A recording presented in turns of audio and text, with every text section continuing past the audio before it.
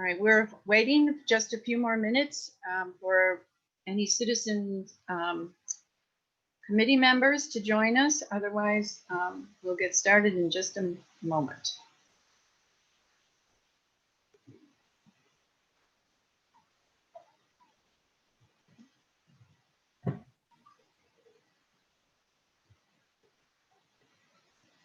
There we are.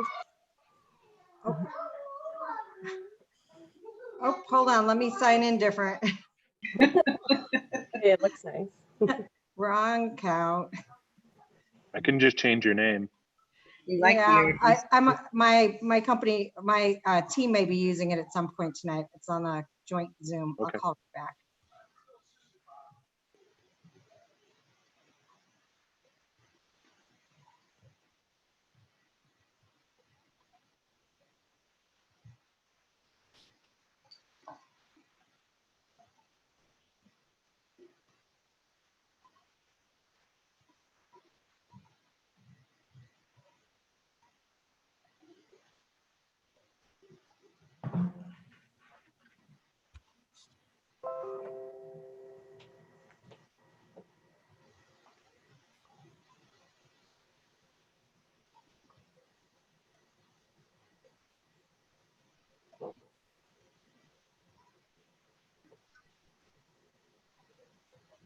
There's Natalie.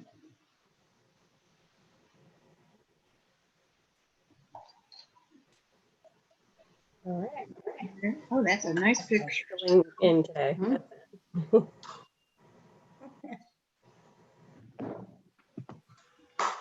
Hello. Hello. Sorry about We that. aren't screaming, but we haven't started the meeting yet. Natalie, are you there? I am.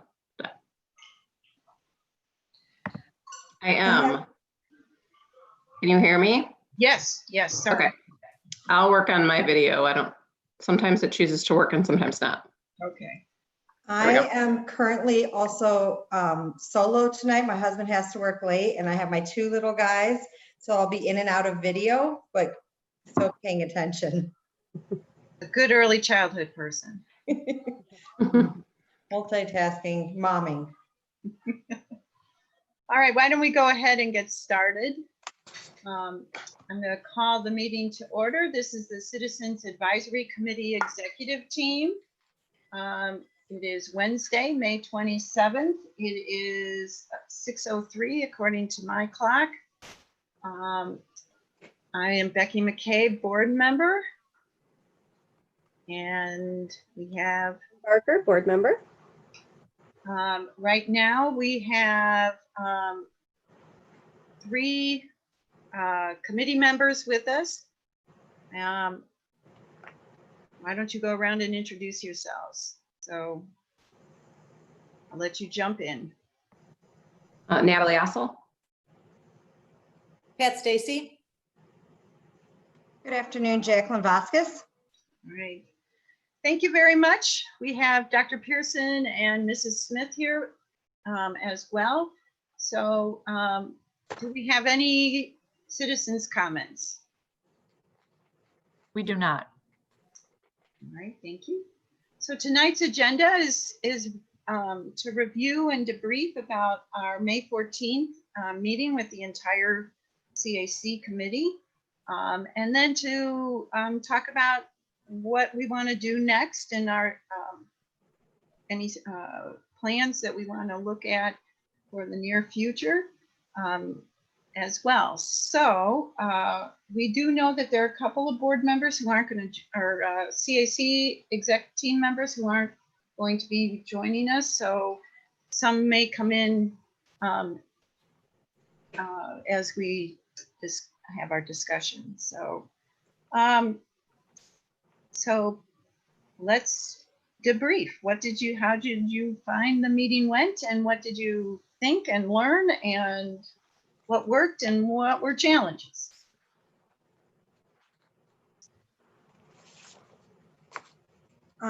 It's Jacqueline. I'll jump right in. I enjoyed the format. I think it was great to be able to connect with a few of the team members. a little bit, in those small groups. Of course, it's always nice to have that time to connect. And I think once we got going, we probably could have continued talking even more. So I guess time is always a request, but we're already, it's already hard being on Zoom when many sit on Zoom for long periods of time. So I understand that time frame. I do think I would have liked to have sat with that data a little bit more. And I'm still interested in learning more about extending additional pieces of the data. But I thought we had great conversations. Great. Pat? So I have a question as a result of last week's meeting. How, moving forward, and I know we're in strange times and we started and we were rolling along and all of a sudden the world changed. So moving forward, how do we ensure that what gets reported at a CAC meeting, and whether it's our exec meeting or our full CAC, is really the pulse of our community? That it's not my own personal input, or it's not a conversation that I had with one or two of my neighbors. But what are some ways, and this doesn't have to be answered tonight, some ways that we as CAC members, both exec and full team members, can really figure out what's the greater population really thinking? What are their thoughts? Because I would assume that anyone who's listening to our meetings is assuming that what we're reporting really is the thoughts of many, not the thoughts of few. And I know we're limited in our conversations. We have been over the last 2 months. And I just want to make sure that moving forward, we figure out a way to really ensure that we're hearing from everybody. I think when somebody joins a group like this, we all want the greater good. So we all are here because we want D303 to continue to be a strong place. But I also think we all honestly have our own little personal interests too. And I suppose if I'm looking at my own, it's going to be coming from my teacher background. Those are going to be my personal interest people.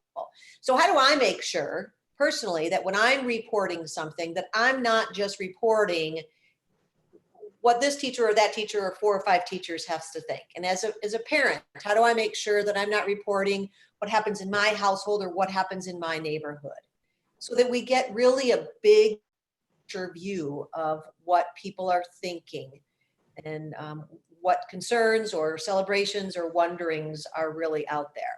And we saw some of it, I think, with the survey, and maybe Dave Suzar would say that we had a great response to the survey. That's his background. He certainly knows what a great number is. I don't know, but we never reach everybody. And I know we're never going to get 100%, but how do we make that happen so we have a better feeling, a better pulse of our community? So, a survey is one way we've talked about. How else can we do that? So that's my big loaded question. But again, I throw it out there for people to think about more than for people to solve for me tonight. Pat, can I respond to that? I think that that's a great thought, because I think when we came into this, we thought, how are we going to go out and gather additional comments from the community to bring it back as being part of representing the whole? I think that, it's spot on too, thinking in COVID-19, how are we also thinking ways to gather community input while still remaining physically distant until, things change. But I also think that there's a balance. I think everybody was chosen for diverse perspectives. And I think the diverse perspectives are part of it, but I do think that maybe that's part of our considerations on how we can continue to go out and get additional feedback to bring that back to the table to say, I've polled or X amount. And as far as the survey, I think the survey goes to say with all surveys, you don't reach the population that you usually need to reach, the hard to reach population. And I think that was my point in really last week in talking about the racial demographic breakout and really thinking about how that aligns with the demographics of the school district to see who was really reached. And, Is it the voice of privilege? Is there equity in the survey that's being reported out? And that's part of the conversation, as I think for us as a group, on how we're going out and taking that survey out and learning more about it from those that maybe were not reached. But if we're not all represented on this group for the hard to reach population, then maybe we won't ever get that true saturation. So I agree. I like that stream of thought of, now that we're in COVID-19, how are we going to reach more? Natalie, do you have any thoughts? I do. I think you were asking more of like a process related question, Becky, in terms of like, how did the meeting go? Did we like that? And I guess Sorry. no, Right. it's totally fine. I just wanted to make sure I was giving an answer to the question you asked.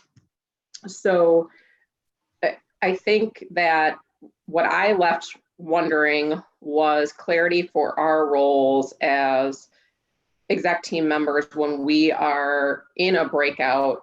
You know, Jillian got to be in a breakout with me, so I could ask her for feedback if I wanted to, or I can right now, and just say, am I filling the role in that venue that you're hoping a CAC exec team member is? Because my perception of the role that you're asking us to fill is to be active listeners and facilitators, and making sure that there's equity of voice in those, and that we're synthesizing the whole of the information. And then as a reporter, when I come back, make sure I'm illustrating the whole of what my group shared.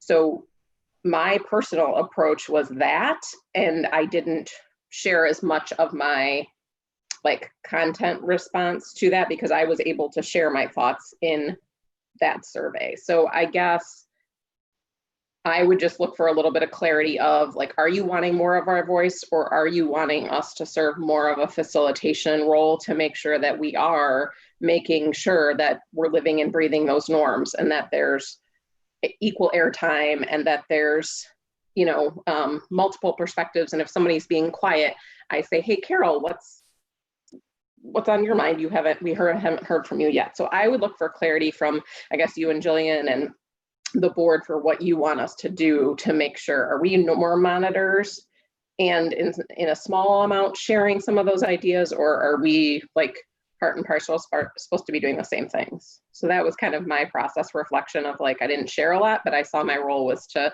collect a lot of information and make sure we had every voice heard. So that was that. But I sent an email to Carol after the meeting. I do just need to commend your administrative staff, so of assessment and Dr. Pelagi. Like, that is a massive undertaking that they have turned around. And I know there were probably a lot of people supporting behind the scenes too, and been able to pull public very quickly. So they truly need to be commended for that, because that's a sliver of what they're doing right now.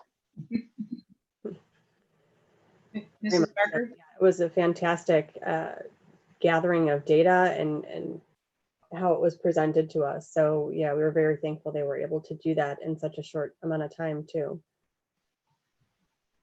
I think to kind of answer, oh, sorry, I think to answer what you're saying, Natalie, I think it sort of, I guess it depends on the activity, how much you're the norm keepers. We were asking everybody to be the norm keepers, and as they're still learning them. When you're part of writing them, you tend to, you incorporate them into your understanding. And so they're still coming to understand them. But speaking to process, as far as that's concerned, just, I think it's going to depend on what we're doing. When we have you facilitate those small groups a little bit, but we do want you to participate too, because we want part of what you're saying to be facilitated in or synthesized into what the whole is saying. I think I would agree with Jillian's. We want your thoughts for sure. Hi, Kelly. Kelly Taylor has joined us. But I think it is really critical to make sure all voices are heard. And I think that we have to kind of lay on the facilitators to make sure that, because we won't meet with these folks often. And they were selected to give us feedback, whether it's for 10 minutes or whether it's for an hour. We meet more with you all, and your voice is really important. Your help guiding where we're headed and that kind of thing. But I think in the breakout rooms, I think if you have a strong opinion, you should feel that you should share it. But we also kind of count on you to be sure that everybody's voice is heard, and not just for one sentence, but for a good amount of time, so that we can end up with as rich of insights to the thinking. Because this is gonna be our process for a while here. We're not gonna be in person, that's for sure, but we're gonna be asking more and more input from folks, and we need them to feel that their voice has been heard. I do think, and to go back to what Jackie was saying about, are we making, and Pat, you were asking the question too, about, are we getting the demographic? Are we making sure we're really getting the full pulse of the community, what everyone might be experiencing, so it's a much richer discussion, and solutions or potential solutions or proposals can be with that full fabric of everyone's voice. I think, as we go forward, we did a pretty good job of getting different pockets of our community involved. But I will say that there are particular pockets that we didn't have anyone apply, that, it would be good going forward, as we talked about, like, how do we, as people start to turn over, that we are being deliberate about making sure that we are reaching out to different segments of the community to make sure that we have that equity of voice, and that we are getting, that full pulse.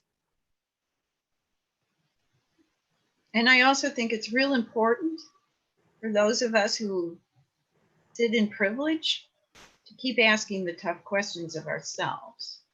So I think that's going to be part of our job. Who's not at the table? Mm-hmm. Whose voice aren't we hearing? Is the voice we're hearing only one side? So I think we should just have to be really, we're not going to get everybody. There's no way. But so Kelly, to catch you up, we were debriefing, and Pat, Stacy brought up the point of view of how do we make sure that we're really getting depth and breadth of the community, especially in this era of, sorry, we can't meet you. We have to, we're all more virtual.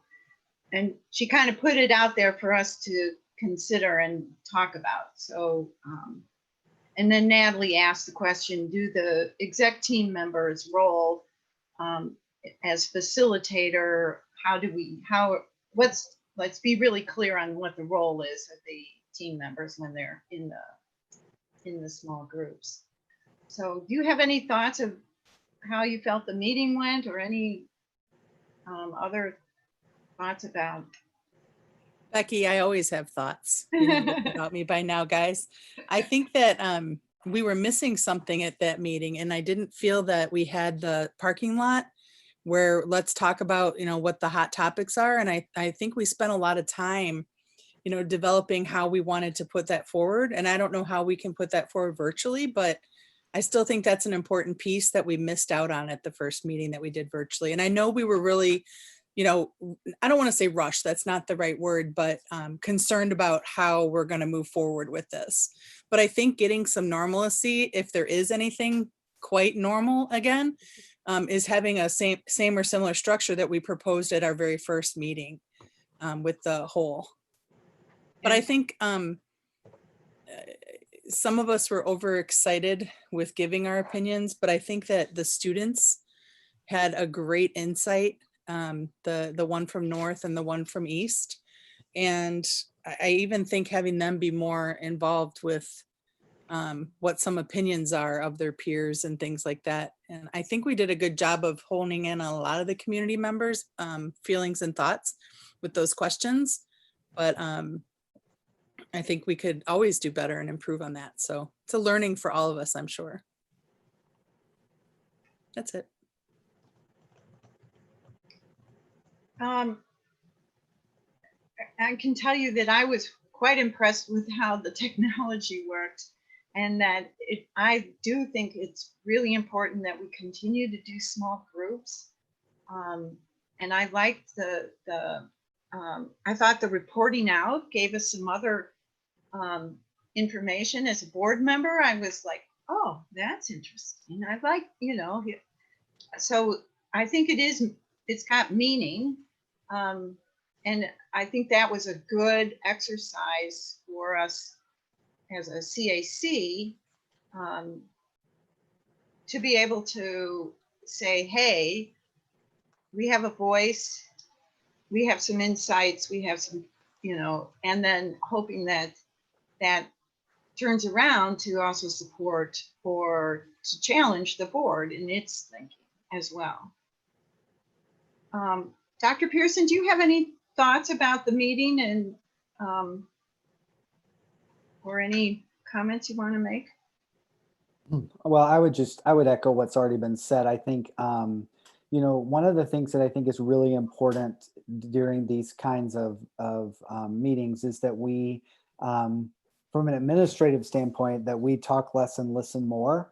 And I think it's great to give people a lot of time in small groups to have discussions, because I think it gets to maybe some of the really deep thinking and good ideas that we're looking to try to capture as a part of those conversations. So I'm always looking for ways to minimize how much upfront work we need to do as a part of the actual meeting, so that we can spend a majority of the time with groups talking about the topics that are at hand, because that's why they're there. And that's, we want to hear those voices. So that's one thing I think went really well this time, even though there was a pretty big presentation of the data at the beginning. I felt like when everybody got to the breakout rooms, it was a good amount of time, and that the conversations, that people were able to have good conversations. Any other thoughts? Comments? Mrs. Smith, anything you want to add? Okay, so one of the things that Mrs. Barker and I have been thinking about and talking to Dr. Pearson and Mrs. Smith is we've lost some time because we didn't have a meeting in one of those months. And we would like to bring the group back in June and to catch up a little bit, because the facilities utilization architect group is getting ready to present. And there are some things that we think we should have, and we've talked about this as an exec team prior to that presentation. So Dr. Pearson, do you want to talk a little bit about what you're thinking, what you might suggest we do in June? Oh, we can't hear you. I think we need to talk about the actual kind of timing of the conversations. I think there are two things that we really could use some feedback on this summer. One is a right turn in the direction of COVID-19 response / remote learning. We are going to have this task force that's going to work this summer to help us think about reopening school in the fall.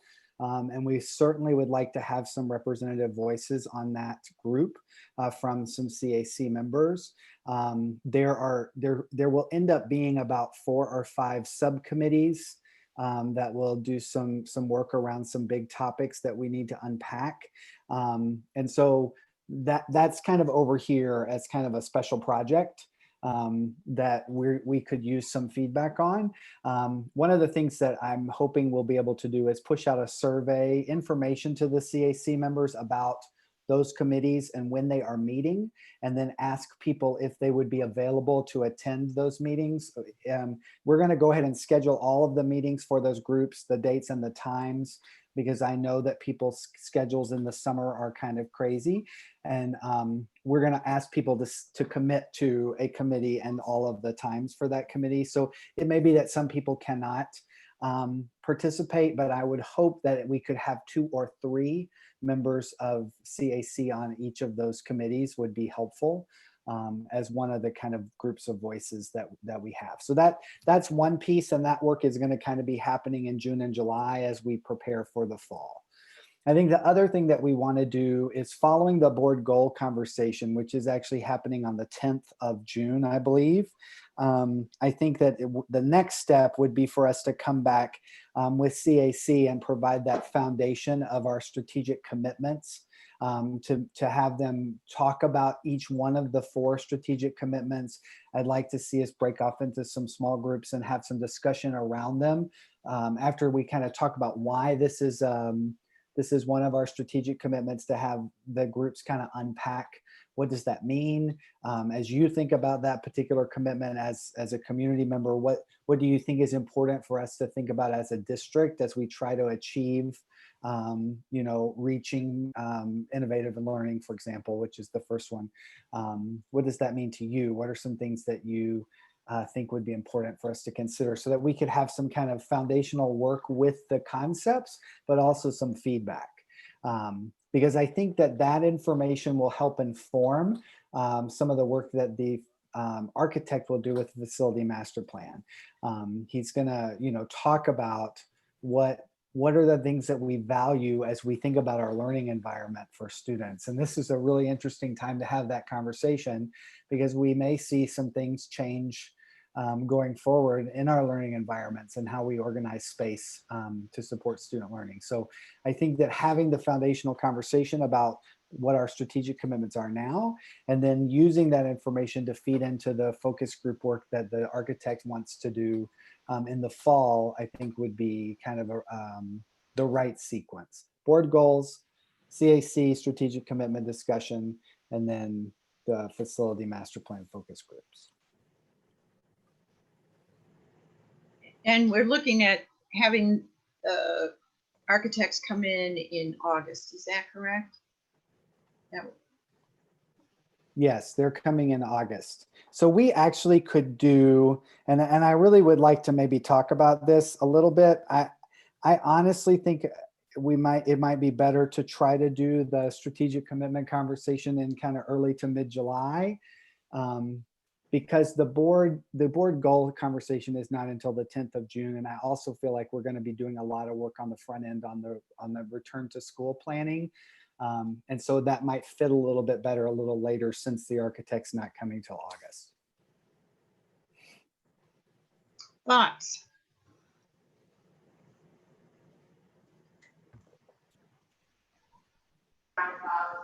Sorry, I'm multitasking with my dinner. I like the idea of a July meeting, because I think it might give an opportunity to give a return to school update as best we might be able to do as well. So I think the timing of that would be better suited to get additional information out with an update on that as well.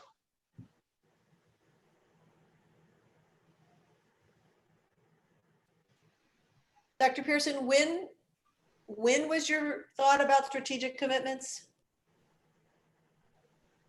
Kind of after the 4th of July. So maybe that second week or third week of July.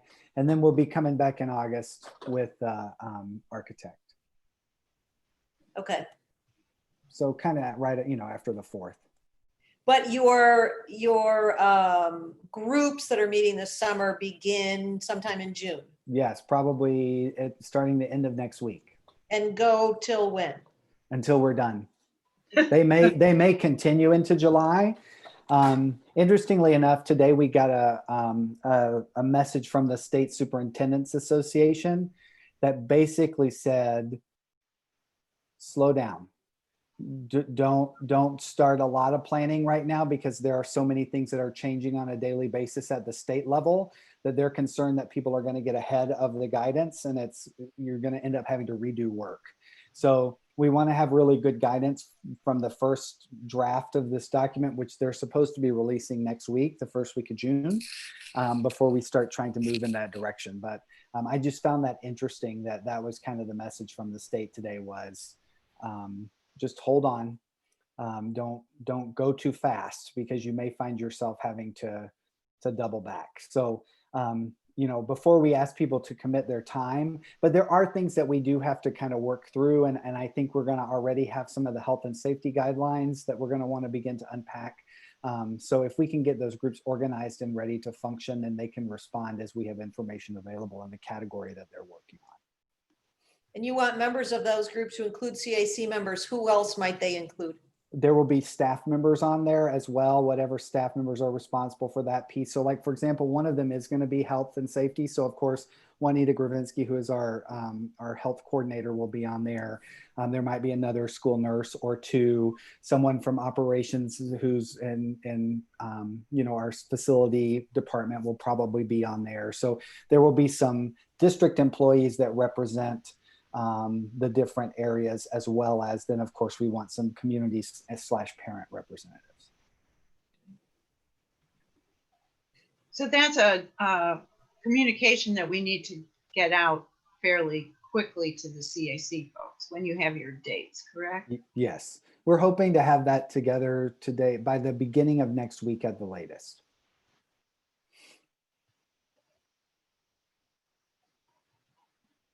Okay.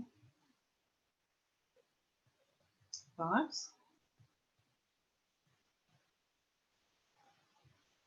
So that's going to be a group where, because one of the things, at least I think at least Mrs. Barker and I've talked about, is that CAC is a group that we should utilize as much as we can, because of all the learning they're going to have, because of the variety of voices, and hopefully that they also have a ear or a bridge to the community as well. So that this will be one step that we didn't plan on, but I think the board is going to be looking to CAC for often for this kind of opportunity to be there for us, which also came because of the survey. Well, we've got this group of folks, let's use them for that. And then now with re-entry to school.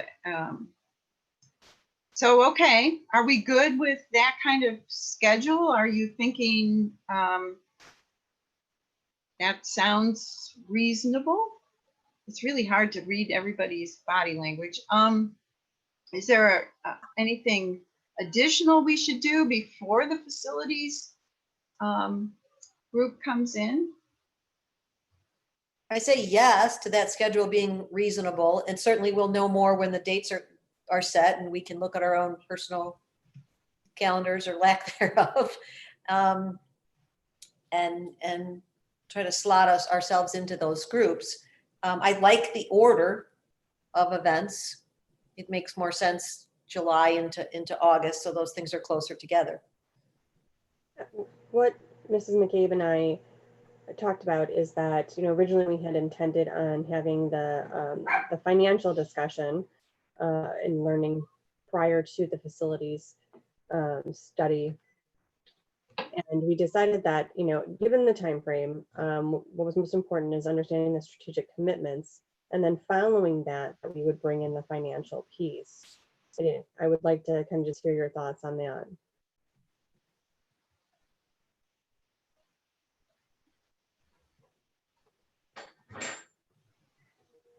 Are you talking about in between commitments and facilities master plan, do the financial piece?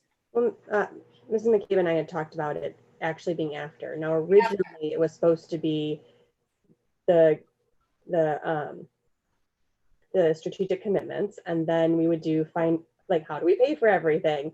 But then we decided, due to the timing, that we would do the commitments first, and then follow up after, the facilities conversation, follow that up then with, well, this is all what we value. Here's what we've committed to, and here's our opinions. Now, this is how we pay for it. So I was wondering your thoughts about that, or if you feel like that finance still needs to come beforehand. When the facilities master plan is being presented, there's no final decisions made. Am I correct? It's being Right. presented. So lots of thoughts can go out there without making any commitment financially, and then we can understand more when we get those finances. I personally have no problem with that order. I don't know where anyone else is. One of the things we thought about was the finances might hinder the thinking. And this way, think broad and big and think innovative and think the way you would want the school to be for your child. And then we look at what the parameters are. And Dr. Pearson, this won't be the only time the architects will come to CAC, correct? No, so they have, I think, 3 different groups that they try to kind of touch back with a couple of times through the process. So one of the things that I'm thinking is that more than likely, as we think about dividing the larger CAC group into maybe some smaller working groups, that maybe we'll put people in these 3 different groups. There were 3 different topics that he mentioned last night that he wants people to kind of unpack. And my guess is that they would kind of talk a couple of times throughout the fall semester. And as we come back together as a group, that they would be back with their same group, maybe with new information from the architect and then additional feedback kind of based on the topic that they're exploring. And then would the idea be to then gather all that thinking and working through things to make recommendations to the board? Is that the thinking there? So typically they use that community engagement process in those focus groups to actually inform the final report that they give to the board. I guess my question would be, as a board already, and Dr. Pearson, and maybe it's my naivety and not knowing, but what's already planned to go in there? And where, when Becky McCabe is saying, what's your wildest dreams for your children?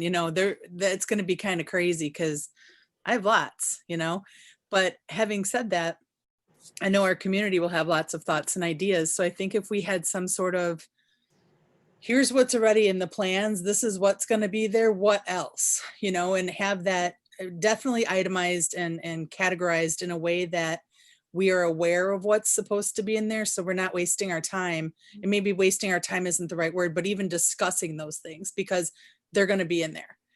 Because I could feel some controversy on some of the things that are going to be in there or maybe aren't going to be in there.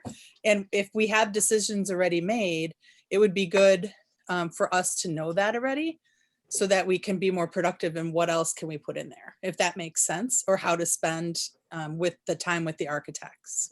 I can speak on the board's side. We have not had any discussions about anything or determined anything that would be in there. I know that the architects have mentioned, things like 21st century learning space. So I'm assuming, just from my experience having worked in another district that was going through some construction and how they work through some of these questions. They have very good questions to keep everybody going in the path that they need to. So I don't know, Dr. Pearson, if you want to talk a little bit more about that. Yeah, so there are kind of 2 things happening, right? So one is there's an adequacy question. Like, are they adequate to meet the needs of the number of students that we have represented in our community based on kind of current architectural standards in school environments, right?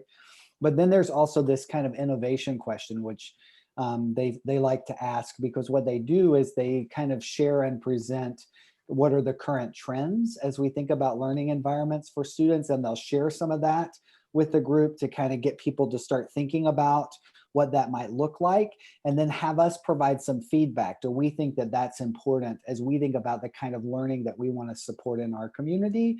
Are those some things that we might want to try to incorporate into future designs of schools? Are there things are there spaces in our buildings that we would want to retrofit to try to have some of those similar kinds of experiences? Why are those things important, and how does it support student learning? So I think that it's really two things. So there's going to be the adequacy question, where they're going to show us things that either we need to put and think about as part of kind of an ongoing capital improvement plan. And then there's this second layer, which is if we can make improvements based on what the current trends are in education spaces, what would we do?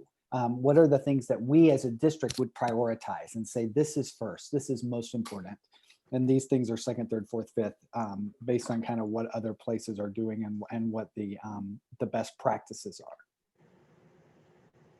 I've been through 2 of these in 2 different districts, and it's a pretty cool process. And the architects, their focus, their whole world is about schools.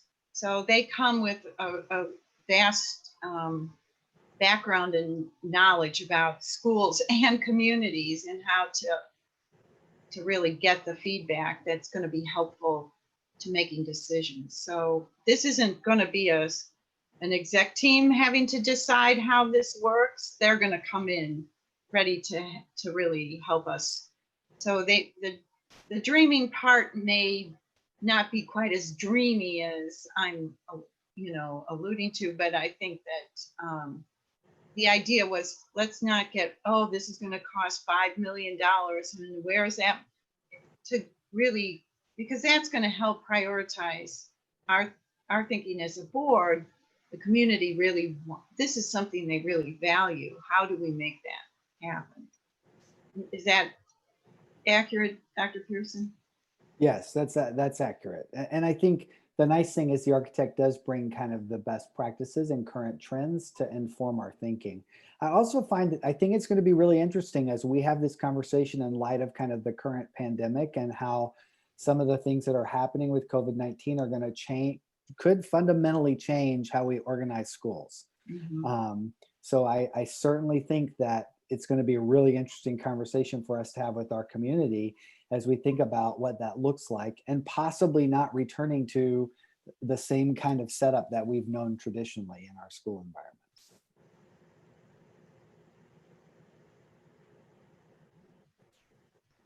Okay, are we, Jacqueline, did you want to say something? No, I was actually going to say it and you beat me to it. I think it's going to be interesting to see what comes next, because I know a lot of people are reimagining education space, and what may have been current practices and current trends, nobody really knows what that's going to be. And it's really giving us some interesting new possibilities of what could be, simply because we know that we've just stepped through this whole new doorway into a whole new world of tomorrow for our children. So I think I'm really excited to see what could come from this. And it's really interesting that it just happens to coincide at the same time that D303 was just about to undergo this and has funding to go forward. So it'll be very innovative to step into this. It's exciting. Okay, so there are a couple things that still need to happen. One is, I think, Mrs. Smith, are we sending out a synopsis or minutes or something from the last meeting? We do have minutes from the last meeting, and also Mr. Chazar and Dr. Pelagi and I are trying to put together the feedback that we received. So I received the notes from this group, and I was taking notes, and Dave was taking notes, and Patty was taking notes. So we're trying to put all of those together in a document that we can share. Okay, so that's yet to come out. Yes. We don't have a date, so we'll need to have a date set so people can get that on their calendars for the CAC commitments. Mm-hmm. we want to, Kelly's point, we want to talk about, are we going to do the buzz or whatever it was called? Was it the buzz? The buzz, yeah. Right. And so that's gonna, it might have to have a little more finesse to it, just because we most likely will still be in virtual mode. Right. And so that's something we'll want to pound out, or at least Mrs. Smith, if you could help figure out how to. You know, Mrs. McCabe, I think it's as simple as having people post their questions in the chat box. Oh, okay. You know, when we're in the meeting, and then we can respond to what's, so that's our virtual bulletin board. And we can respond to them that way. I've been in a couple of meetings where that's kind of been the question and answer format of the meeting, and I think it would work relatively easily. And I think you can save the chat box as well, so that we have that record. Okay. Actually, in Zoom, you can not only save the chat boxes, but it also saves the private chats as well. Ooh. So be Oh. conscious of that if you're sending private chats. Yeah. I also think Meeting that exact thing. Yeah. if we called it something more, I know the buzz is a great term, but have it be more of a parking lot where the ideas go and they just kind of hang out for future look at, so that it's not going to be immediately answered. And that expectation should not be there. Just having it out there, I think people feel as if they've been heard. And I know that we have the citizens' comments and things like that that can happen, but I think that the buzz thing was a really great idea, and I'd hate just to see it go away. So thanks. Okay, so let me just be clear, because that's a little different than what we had talked about, because the buzz was going to be 10 minutes. What are you hearing? People were going to voice that. The superintendent could respond or not. So are we still, that's the way we look at using the chat box? I've seen nods. Okay, all right. But we're not going to call it the buzz now? No, I think we can call it the buzz. I just want to make clear that we may not have all the answers. And that was why we had said when we did it, we can talk about it for a limited point, but it may not be something that's going to be resolved today. Okay. Just to remind everybody of that. I think, am I on par with that? Okay. People are nodding now. When I saw it being used, there were some situations where the question was asked, and the time I saw it was a representative, the superintendent said, I'll look into that. They didn't have an answer. It was that limited amount of time. And I think we sort of talked about it with, if somebody's got something burning going, let's get it off their plate and then they can focus on the meeting. And so Dr. Pearson, for the doing the strategic commitments, we'll go back into the breakout room kind of mode. And so exec team members, more clarity on your role as facilitators. Is that what you would like us to have in your hand? Do we need to go over the norms? It's such a different setting. Yes, no?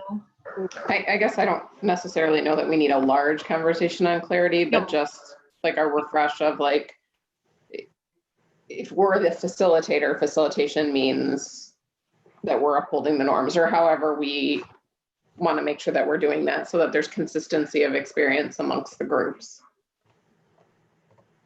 Yeah, I don't think we need to have another meeting on this. I'm trying, but maybe Mrs. Smith can send out, to the team. Okay, then we would have another debrief and then have the August meeting set up so that that's on everybody's calendar. And then Dr. Pearson or Mrs. Ratchford, I'm not sure when we set up CAC calendar dates. Is that done?